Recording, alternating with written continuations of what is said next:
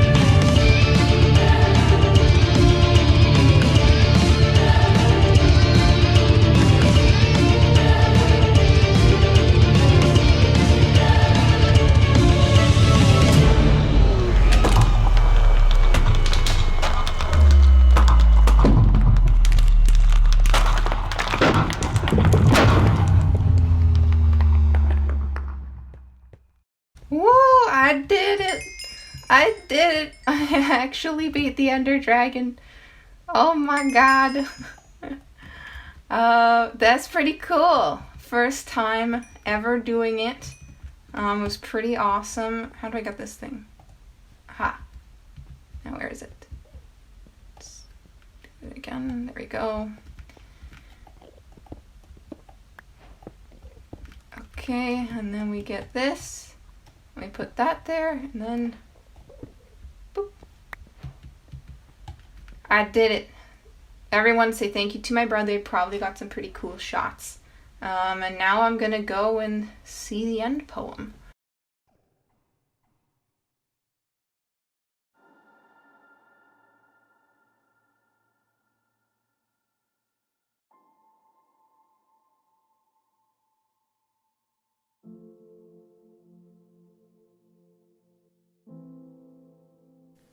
I see the player you mean. Spacetypo? Yes. Take care. It has reached a higher level now. It can read our thoughts. That doesn't matter. It thinks we're part of the game. I like this player. It played well. It did not give up. It is reading our thoughts as though they were words on a screen. That is how it chooses to imagine many things when it is deep in the dream of a game. Words make a wonderful interface, very flexible, and less terrifying than staring at the reality behind the screen. They used to hear voices before players could read. Back in the days when those who did not play called the players witches and warlocks, and players dreamed they flew through the air on sticks powered by demons. What did this player dream? This player dreamed of sunlight and trees, of fire and water. It dreamed it created, and it dreamed it destroyed. It dreamed it hunted and was hunted. It dreamed of shelter. Ha! The original interface, 1,000,000 years old, and it still works. But what true structure did this player create in the reality behind the screen? It worked with 1,000,000 others to sculpt a true world in a fold of the and created or in the. It cannot read that thought. No. It has not yet achieved the highest level. That it must achieve in the long dream of life, not the short dream of a game. Does it know that we love it? That the universe is kind? Sometimes, through the noise of its thoughts, it hears the universe, yes. But there are times it is sad in the long dream. It creates worlds that have no summer, and it shivers under a black sun, and it takes its sad creation for reality. To cure it of sorrow would destroy it. The sorrow is part of its own private task. We cannot interfere. Sometimes when they are deep in dreams, I want to tell them they are building true worlds in reality. Sometimes I want to tell them of their importance to the universe. Sometimes when they have not made a true connection in a while, I want to help them to speak the word they fear. It reads our thoughts. Sometimes I do not care. Sometimes I wish to tell them, this world you take for truth is merely and I wish to tell them that they are in the. They see so little of reality in their long dream. And yet they play the game. But it'd be so easy to tell them. Too strong for this dream. To tell them how to live is to prevent them living. I will not tell the player how to live. The player is growing restless. I will tell the player a story, but not the truth. No, a story that contains the truth safely, in a cage of words, not the naked truth that can burn over any distance. Give it a body again. Yes, player. Use its name. Spacetypo. Player of games. Good. Take a breath now. Take another. Feel air in your lungs. Let your limbs return. Yes, move your fingers.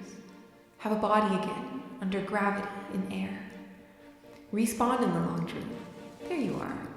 Your body touching the universe again at every point, as though you were separate things, as though we were separate things. Who are we? Once we were called the spirit of the mountain, Father Sun, Mother Moon. ancestral spirits, animal spirits, jinn, ghosts, the green man, then gods, demons, angels, poltergeists, aliens, extraterrestrials, leptons, quarks. The words change. We do not change. We are the universe. We are everything you think isn't you. You are looking at us now through your skin and your eyes. And why does the universe touch your skin and throw light on you? To see you, player. To know you. And to be known. I shall tell you a story. Once upon a time, there was a player. The player was you, spacetypo. Sometimes it thought itself human, on the thin crust of a spinning globe of molten rock.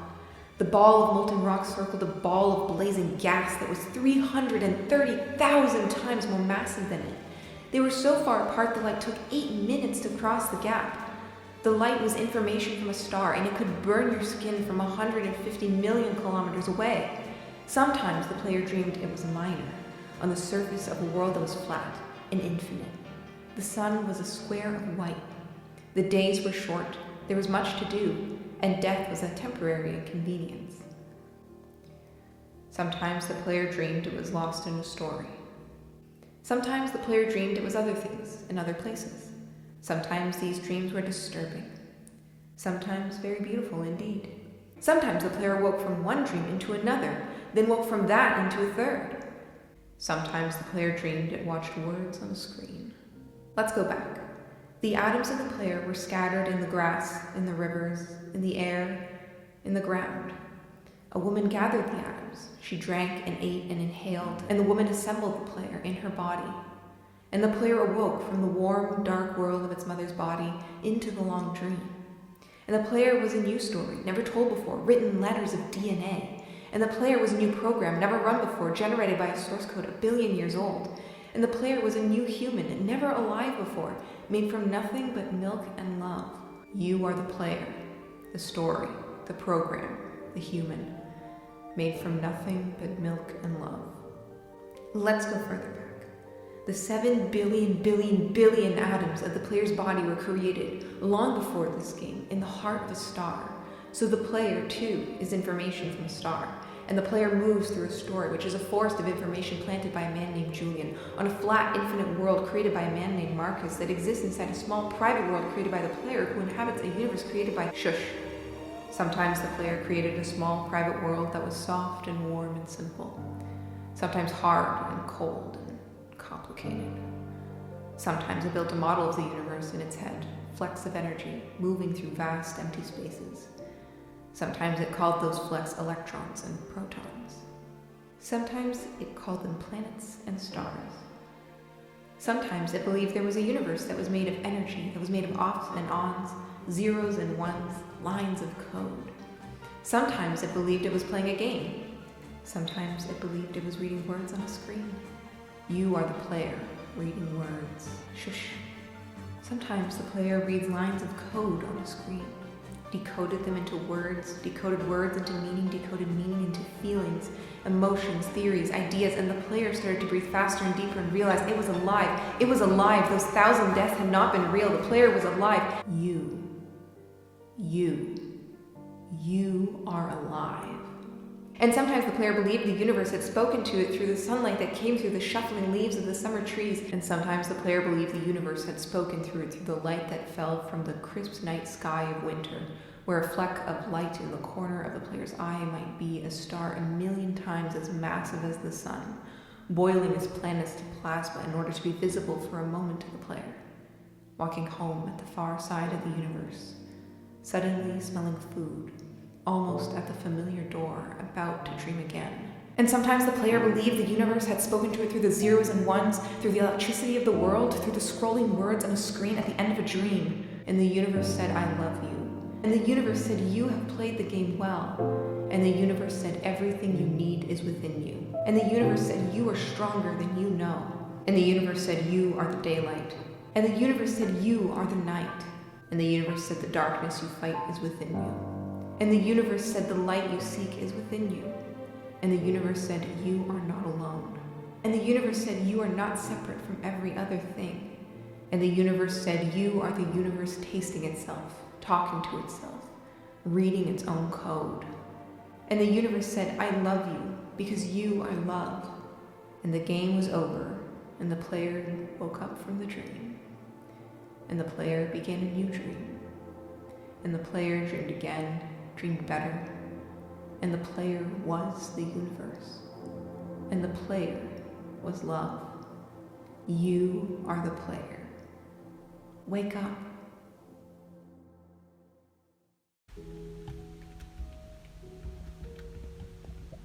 Okay, well, that's it. I did it.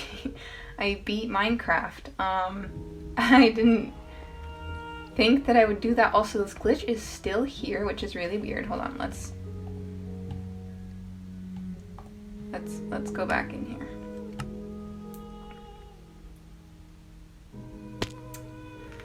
What is it? F3 and G? I'm not on a chunk border. So I don't know what the hell's wrong with my game. Well, I did it. And I'm very, very proud of myself. I was obviously really, really nervous for some reason. Like, I'm gonna take a nap. I was really nervous, just because I never beat the game before. And now I have, and now I can go home and deposit my prize. So, let's put it in our house somewhere. Somewhere where I won't accidentally touch it, you know, because it'd be kind of fun to have it here.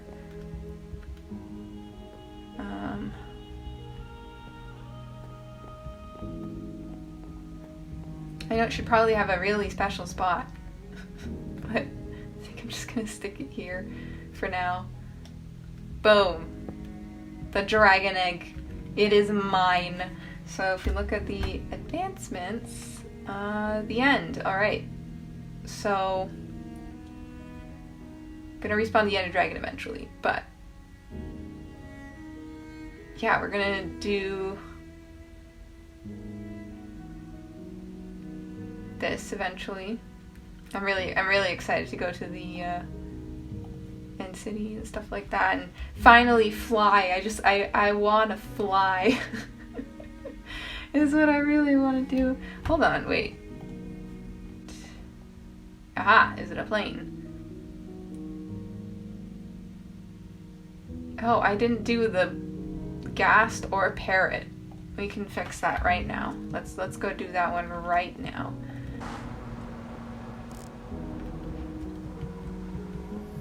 Can you not?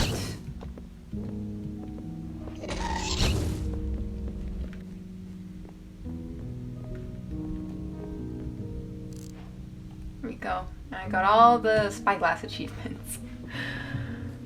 Oh man. My question is, was this thing here before the... Or does it spawn, like, does it show up after you beat the dragon? That's what I want to know.